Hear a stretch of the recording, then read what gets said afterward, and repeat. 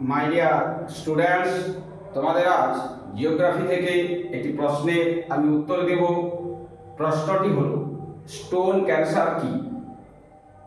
Stone cancer কি বলতে গেলে আমরা বলতে পারি কি না, বিভিন্ন সাধারণত অ্যাসিড বৃষ্টির ফলে কি হয় না, চুনাপাথর বা মার্বেল দ্বারা গঠিত যে বড় বড় অট্টালিকা বা স্মৃতিসৌধ সাধারণত কি হয়, ক্ষয়প্রাপ্ত হয়ে যায়।